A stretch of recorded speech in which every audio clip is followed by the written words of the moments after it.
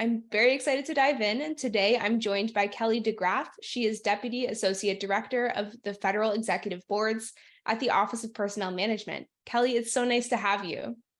Thank you, Drew. It's terrific to be here with you. So let's start with the basics on federal executive boards. For anyone who might not be familiar with the work that you do and the work of FEBs, explain a little bit more about what these boards do. Absolutely. So, most federal agencies have regional offices in key geographic areas throughout the country. And in each area, the senior executives from these offices, they come together to form the federal executive boards or the FEBs. And they meet regularly to collaborate on projects, to share resources. These boards help the government work better, really all over the country. There are 26 boards across the country, and each represent an average of 140 agencies, which is really impressive. The federal government is the largest federal employer in the United States with approximately 2.2 million employees, and roughly 85% of those employees live outside of the national capital region. And that is who these federal executive boards represent. And they're really integral in advancing community engagement, employee development, emergency preparedness efforts, and really making government accessible on the local level. Yeah, it sounds like there's a lot of work there to do. And that's something that, I don't think a lot of people necessarily think about is that government employees aren't all in the DC area, in the DMV.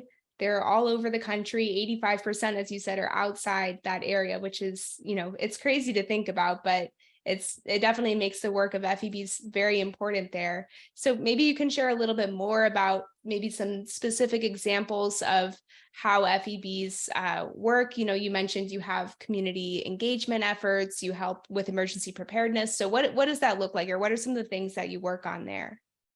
Sure. This is my favorite question that I get asked because it's my opportunity to really tell the incredible story of the FEBs. So they really are instrumental in several areas, including creating shared training programs that benefit multiple agencies. And these types of things not only streamline costs, but they really also foster that sense of community among federal employees. In fact, just yesterday, so I'm in Seattle. I'm in Seattle right now, meeting with our Seattle board. And yesterday, I met with federal employees who are part of the Seattle Leadership Associates Program. And this is a program that brings together emerging leaders from across 170 federal agencies, which I just think is incredible. And they come together, and the program is really about cultivating that next generation of federal leaders. And they do this by equipping them with the skills needed to succeed, and they match them with mentors and lead them through special projects. And, this is the example just from the Seattle Federal Board. And again, I had the opportunity, the pleasure to meet with them yesterday, but most FEBs offer similar programs for early career employees. And what is also incredible is that they maintain an active alumni network so that individuals who have been in the program then tend to come back and serve as mentors for these emerging leaders programs. So that's a big one, is these learning and professional development opportunities. The FEBs also partner with educational institutions regionally to really work to create diverse talent pipelines into public service. They meet with students, they attend career fairs, they meet with counselors, all to promote public service and federal employment. And along those same lines, they conduct community outreach. They organize volunteer opportunities like blood drives, clothing drives, holiday toy drives, and they lead the combined federal campaign in their regions. The FEBs also conduct interagency emergency exercises, and this is so important. They conduct these exercises in advance of an emergency to be able to establish protocols and identify areas for improvement before an event happens. And they really establish that cohesiveness and connectedness. For example, New York. New York recently held an exercise it was in partnership with the New York Emergency Management, and it involved over 60 agencies all coming together and really understanding each other's plans and who brings what to the table. Two more areas that I'll mention that I think are really important. The next one is DEIA. The board sponsor diversity, equity, inclusion, and accessibility committees. These committees come together to implement training programs to address things like unconscious bias and create, again, those mentorship opportunities to support underrepresented talent. And they really provide a space for these important discussions and the sharing of best practices. And then one of the other pieces that is consistent across the boards are recognition programs. The FEBs do a phenomenal job at celebrating the incredible work of our workforce, of workforce excellence through these cross-agency recognition activities. And while each board is unique, they all focus on core programmatic themes that really include things like workforce hiring, recruitment, leadership development, emergency preparedness, and community initiatives. It's challenging to single out any one board as they all contribute so significantly in each of these areas. That's really impressive, Kelly. I mean, these things, workforce recruitment and retention, early career training and development, those are things I hear all the time from, people within government and also from those in the Biden administration as just really key to what is the future of the federal government. And so it sounds like the FEBs are really tied into and really tuned into that work there.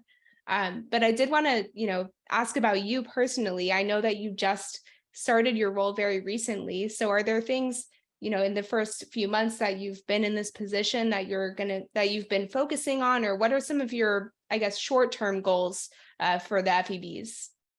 Yeah, absolutely. So I just celebrated my second month, in my role, and I'll share, Drew, that the FEBs are going through a significant transformation right now, and this transformation is aimed at really solidifying their role as a central resource for interagency collaboration. We like to say beyond the Beltway, right? This reform is known as FEB Forward, and FEB Forward addresses longstanding issues of inconsistent funding and a fragmented governance structure. So FEB Forward, it introduces a new funding model, it introduces executive leadership and a tri-governance council, and really a realignment. There's a lot of change that's happening right now, and that's really, I think, important to understand in order for me to really answer your question well, because right now my job is to really help us navigate this change. And my focus is on a blend of organizational excellence and meaningful impact. And so working in partnership with the staff, with the boards, with various stakeholders, we developed a roadmap for 2024 because 2024 is this transitional year for us. And this roadmap focuses on three pillars. And the first pillar is around building a cohesive organization with inclusive governance. And what this looks like as you translate this into reality is this is about crafting a 5-year strategic plan and refining our mission and refining our vision for greater alignment. So that's the first one, really working to build that cohesive organization. The second pillar is around ensuring excellence and operational impact. This is a dual focus. And the focus of this pillar is on ensuring fiscal accountability as well as the execution of our flagship programs. We want to make sure that as we're in this year of transition, while we're building, almost like a startup, and while we're building, that we are still supporting our existing boards and that we are continuing to support those flagship programs that they are known for in their community. And then the third pillar, and you're actually helping us right now reach this third pillar, is elevating the profile of the FEBs. We want to enhance our narrative. We want to do a better job of communicating the value and the contributions of the FEBs. So I would say that is the focus for FY24, and then that 5-year strategic plan as we craft that, and that's going to be crafted with input from all of our various stakeholders and staff members, and that will guide us then over the next several years. Sounds like you guys have a lot of big plans in store there. That's really awesome to hear. Yes. And uh, I think something that comes to mind for me when I was listening to you explain all of that is there are so many FEBs that exist, and there's this big network across the country right now.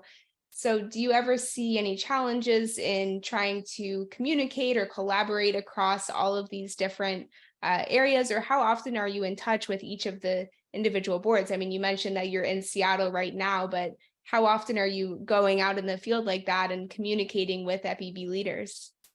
Yeah, that's a great question. And so one of the initial things when I first came on board was launched this what I call a listening tour along with my support staff from headquarters, and we came up with a plan to make sure that it was really important to make sure that before we started to implement anything, I needed to make sure that I understood what the pain points were, where the successes were, and what our boards thought should be the main focus. So this listening tour first started virtually, attending a lot of the board meetings virtually, and then over the last month, I've been able to visit quite a few. So I was in Dallas, Fort Worth last month. Last week, I was in New York and New Jersey, um, and then I think next week or the week after, it's Pittsburgh. So we have this plan of doing this outreach and really getting out with the boards and sitting down with them and hearing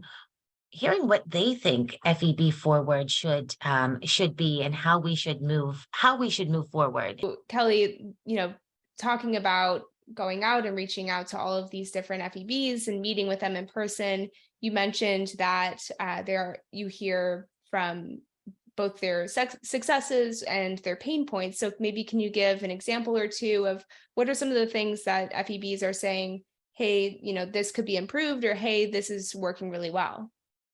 Yeah, absolutely. So I will say that overall, there is resounding support for bringing the FEBs under the umbrella of OPM. The boards recognize that move as being very strategic and very thoughtful, and that they see it as really enhancing the effectiveness and the reach of the FEBs. And by having the staff centralized, and this is what I'm hearing as I'm speaking with the boards, by having the FEBs centralized, we're making our operations more unified and more efficient, which then increases the collaboration, and it really positions us to stay focused on key goals. The centralized oversight also makes us more accountable and transparent, which really then improves our overall responsiveness to both government agencies and to the public. And so I'm hearing that from the boards, and they're really excited about the change.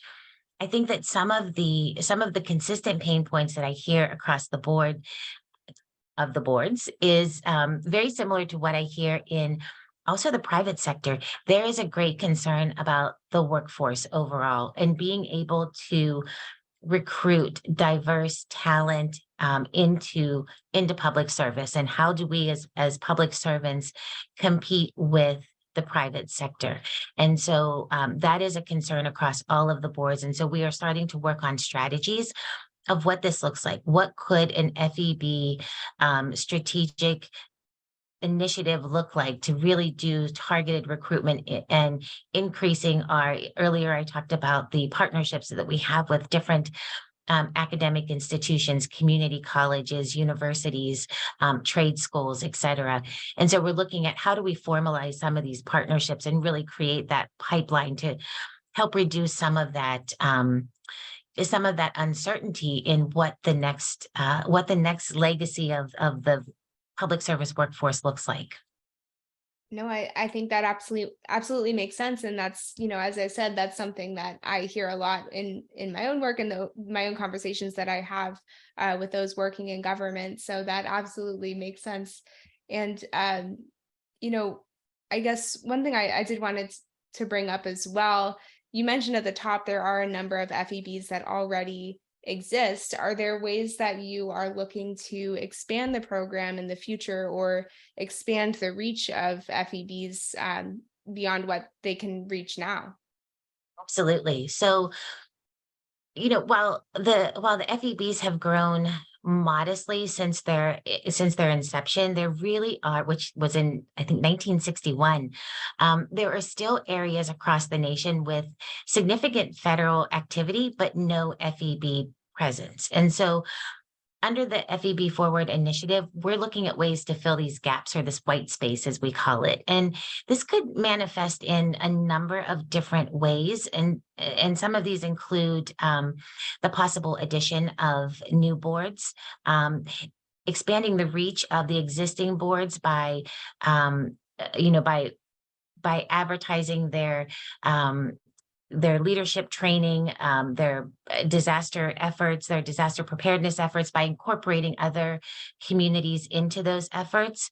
We're looking at, what makes sense, because we also don't want to just expand existing boards and have those existing boards lose their local flavor, right? So it's a nuanced balance there, but we also know that we need to reach those other areas that have that significant population of federal employees. And so we're looking at, how do we partner with, for example, the Partnership for Public Service? How do we partner with the federal executive associations? How do we partner with some of those existing organizations out there, where we can really force multiply our efforts by joining together? So I think that we don't have a firm roadmap, or a prescriptive roadmap of, here's how we're going to do this.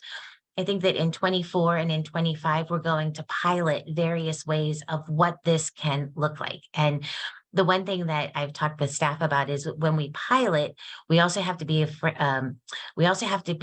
aware and not be afraid to fail, because all pilots don't work. And I also believe that there is a very positive element that can come from, and you've probably heard this term before, but from failing forward. So we're going to see what happens, and we're going to see how we can fill these gaps. And there'll be some trial and error there, but I think that the opportunities are really exciting to uncover. That does sound really exciting, Kelly.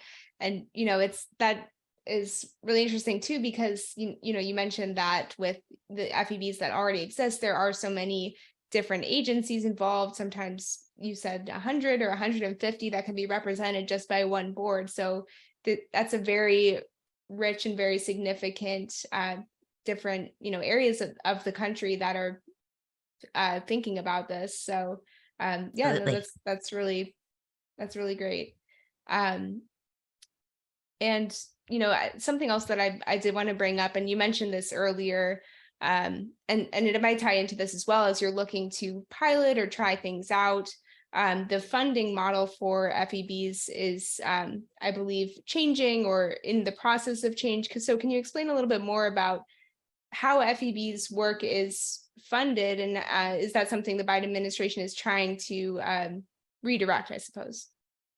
Absolutely. That's a great question. So historically, Drew, the FEBs have really faced two main challenges that have, I think, broadly hindered their effectiveness. Not stopped their effectiveness, because they've been incredibly effective, but those two challenges have been inconsistent funding and that fragmented governance. And so the FEB Forward initiative is really designed to address both of those challenges by introducing both a more stabilized funding and this centralized approach to governance. And so this new funding model, under the new model, agencies who fall under the Chief Financial Officers Act, or the CFO Act, are authorized to contribute a predetermined amount of funds to OPM to support the administration of the FEB program. This is new.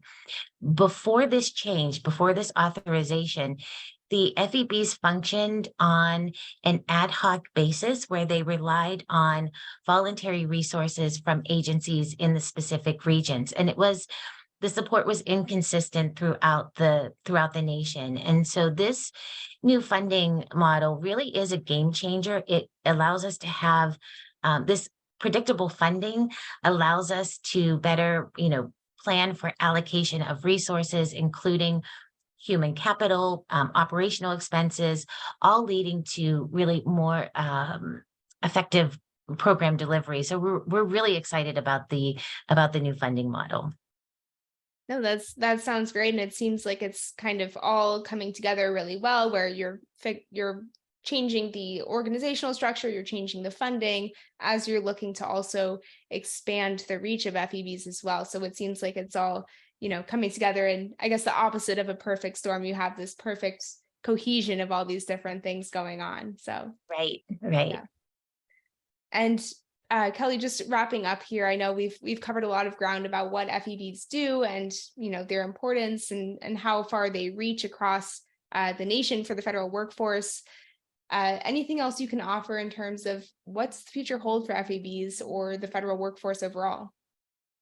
Yeah, absolutely. So I want to say that the FEB Forward initiative that you heard me talk about, it's not just a short-term solution. It really is a long-term strategy that's strategically designed to meet both current and future challenges. And I think that the future of the FEBs is we have the opportunity to offer a blueprint for innovation, for agility, and for impact. I think with this streamlined governance and a focus on resource efficiency, that we are really setting the stage for seamless interagency collaboration and really public service excellence. And I know this is going to sound corny, but I really believe this. I think that we're not just adapting to change with the FEBs, we're actually leading it, and our boards are really pioneering and leading this change, and it's all to better serve our federal community and then ultimately the American people. It's a fantastic place to be right now. Kelly DeGraff is Deputy Associate Director of the Federal Executive Boards at the Office of Personnel Management. And I am Drew Friedman, a reporter with Federal News Network. Thank you so much for joining us today.